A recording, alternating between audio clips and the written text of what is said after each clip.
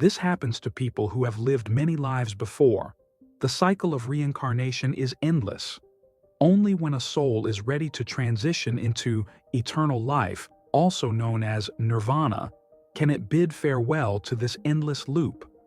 The highest goal of every incarnation is personal, and above all, spiritual growth. This is the utmost duty when we eventually want to describe the Father enlightenment. But until then, there is much to experience, and in the truest sense of the word. Those who have been guests on this earth multiple times have to deal with quite interesting problems. We reveal what these are in our podcast today. Number 1. You need a lot of time for yourself. Old souls are often found among highly sensitive people. Since they have already experienced much, they develop a kind of sixth sense for their surroundings over the years. These fine antennas cause them to become quickly tired of life, and they need to take regular breaks. They think a lot about their fellow humans and the course of the world. All of this needs to be processed. Number 2. Belonging. May remain wishful thinking. It is sad but true. Old souls eventually find it very difficult to integrate into the world into which they have been reborn again.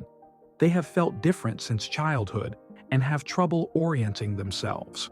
For a while, they even blame themselves, even though it is mostly just different perspectives on life that separate them from others. Number 3. They see the world with different eyes. All the many little things that most earthlings waste their precious lifetimes on are nothing for old souls. They don't care about material possessions or the opinions of others. Many things that their fellow humans can get terribly upset about do not affect them at all. Their priorities are different, and their horizons are much broader.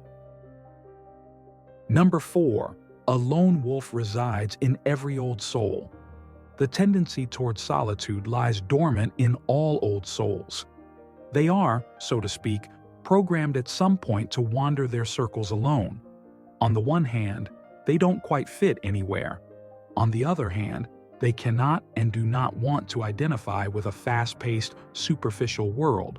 They hold their values and beliefs high, and life does not end with death for them. Number 5. They think too much about everything. Old souls are classic thinkers. So much goes through their minds all day that they can hardly keep up with processing their experiences. Not only is their own life constantly subjected to critical examination, they also strive to help and support their fellow humans as best they can. Number 6. They are quickly put into a box. We humans are unfortunately quite quick with labeling, categorizing, and prejudices. Old souls can sing a song about it. No matter where they come from, they are soon considered strange, quirky, and somehow different. This fate befalls pretty much everyone who does not get swept up in the mainstream silently and without sound. Behind all the alternative, unconventional, and perhaps even uncomfortable types we encounter, many old souls can hide. Number 7. They are ridiculed as being too good for this world. Unfortunately, in our time, good-hearted people are also counted among the outliers and oddballs. This term has almost mutated into an insult, which truly does not reflect a livable testament of our civilization. Old souls also fall into this category. They are seen as naive and gullible, easily exploited, and overall far too good for this world. Probably all of this is even true, but like each of us, they must play the hand that fate has dealt them. Number 8. Loneliness is their constant companion. Being alone is not always entirely a voluntary choice. Old souls often find themselves in situations where they are deeply sad and could almost despair about life. Then loneliness catches up with them, which unfortunately is a fixed part of every one of their later reincarnations. Number 9. They always somehow stand out. It seems that old souls have taken on the role of the black sheep. They always stand out, no matter where they are and what they do. But their nature and character are usually not exactly low maintenance or cuddly. They like to appear as leaders, activists, and opinion makers, and do not hold back when criticizing the system, society, and their leadership. Number 10. They rarely feel truly understood. Living as an outsider is the fate of every old-timer soul. Most of them handle this existence quite well because deep inside they know that persevering will ultimately be worth it for them. The most beautiful experience for old souls is therefore meeting their kind. Only these people make them feel understood. They do not have to explain themselves or elaborate on their special connection to humanity and the planet. These encounters are magical and make repeated lives bearable.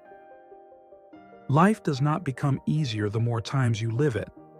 One might think that old souls have eventually figured out how to live on this planet, but apparently, the exact opposite is the case. It becomes more difficult for them with each reincarnation because they are more developed. Nevertheless, they have to embark on the same arduous life path again and again. Their universal memory prevents them from having immediate access to the already accumulated knowledge, but a sense remains, and this distinguishes them from young souls who have not yet experienced as much as they have.